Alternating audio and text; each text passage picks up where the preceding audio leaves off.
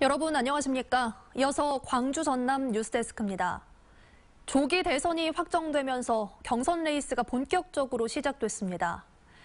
각 정당이 호남에서 경선을 시작하는 만큼 후보들의 승부처도 호남이 될 것으로 보입니다. 보도에 윤근수 기자입니다. 민주당도 국민의당도 그리고 바른정당도 호남에서 경선을 시작합니다. 2차 선거인단 모집에 들어간 민주당은 오는 27일 광주에서 호남권 순회 경선을 치릅니다. 투표소와 ARS 투표는 그 전에 시작하지만 이날 처음으로 성적표가 발표되는 데다 후보들이 승부처로 삼는 지역인 만큼 현장 투표에만 10,000명 안팎이 모일 것으로 예상됩니다. 공간 대여를 어떻게 할 것이냐의 부분이 굉장히 우리한테 좀 중요한 준비 내용으로 지금 생각을 하고 있고 그 장소들을 지금 찾고 있는 중입니다. 국민의당은 구체적인 경선 일정을 아직 다 정하진 못했지만 첫 번째 경선만큼은 오는 25일 호남에서 치르기로 확정했습니다. 여론조사 20%, 현장 투표가 80% 반영되기 때문에 지지자를 현장으로 불러내기 위한 후보들 간의 치열한 경합이 불가피합니다. 정당 차원에서도 바람몰이가 필요합니다. 변화의 열망이 터져나온 지금 도전과 혁신의 불길을 일으켜야 합니다. 가장 일찍 경선을 시작하는 바른정당은 오는 19일 호남에서 첫 번째 토론회와 평가단 투표를 진행하기로 했습니다.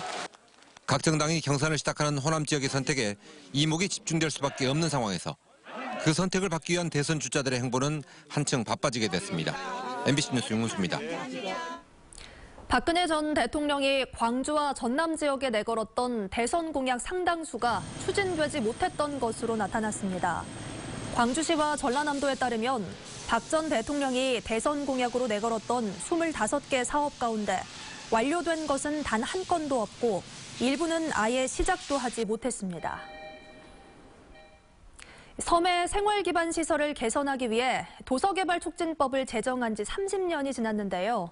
이 법안의 개정이 추진되고 있습니다. 개발 대상 섬으로 지정하는 요건이 엄격해 비현실적이란 지적 때문입니다. 양현승 기자가 취재했습니다. 명사심리 해수욕장으로 유명한 완도 신지도. 2005년 신지대교가 놓이면서 완도 본섬과 연결됐습니다. 이처럼 다리로 연결된 지 10년이 넘은 약산도와 장흥 노력도 등 전남의 섬 4곳이 내년부터 2026년까지 추진될 제4차 도서종합개발계획에서 빠지게 됩니다. 낙후성과 고립성이 육지 수준으로 개선되지 못하더라도 연륙이 된 지 10년이 지나면 육지로 간주하는 도서개발촉진법 때문입니다. 연육된 지 좀 오래돼도 섬은 아직 굉장히 여러 가지 생활 여건이 열악합니다.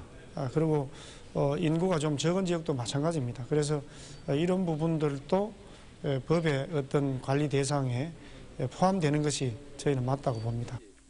만든 지 30년 된 도서개발촉진법이 이 같은 불합리성을 해소하고 도서개발의 현실을 담을 수 있도록 개정됩니다.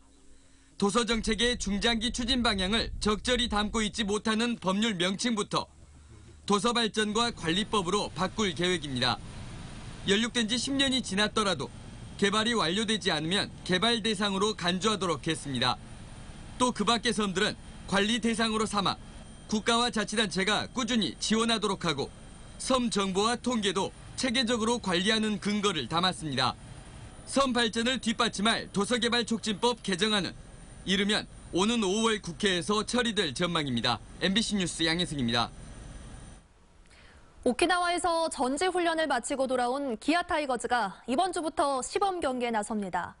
균형 잡힌 투타의 전력을 확보한 기아가 시범 경기에서 어떤 전력을 선보일지 벌써부터 야구 팬들의 기대가 높습니다. 보도에 이재원 기자입니다. 오키나와에서 돌아온 호랑이 군단이 챔피언스 필드에서 몸을 풀기 시작했습니다. 팀 내 분위기 메이커로 자리 잡은 최영우도 젊은 선수들 사이에서 기량 점검에 나섰습니다. 나지왕과 이범호, 김주찬 등 중심 타선이 건재한 기아는 최영우의 영입으로 올 시즌 타선의 무게감이 한층 높아졌습니다. 많은 경기에 출전하는 게 제 개인적인 목표고요. 팀적으로는 선수들 모두 우승을 하기 위해서 열심히 하고 있으니까 그게 가장 큰 목표인 것 같습니다. 여기에 한승혁과 김윤동 등 젊은 투수들이 전지훈련에서 무서운 성장세를 보여 기대감을 높이고 있습니다.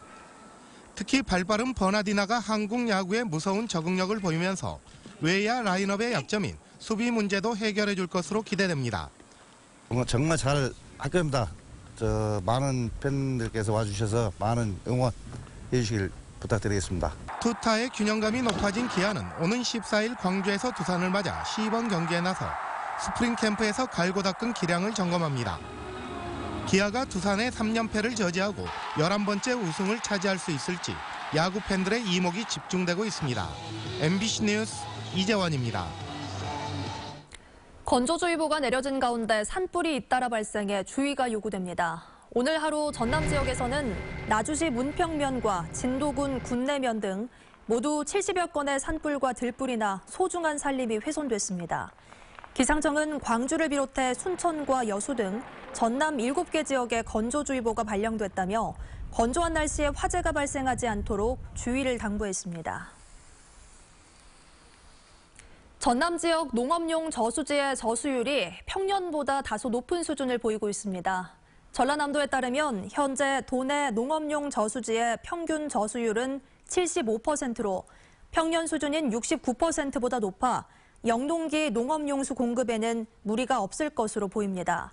하지만 전라남도는 잦은 기상이변으로 일부 지역에 극심한 가뭄이 발생하고 있다며 이달 말까지 양수 장비를 정비하고 저수율이 낮은 곳에는 인근 하천을 끌어와 농업용수를 충분하게 확보할 계획이라고 설명했습니다.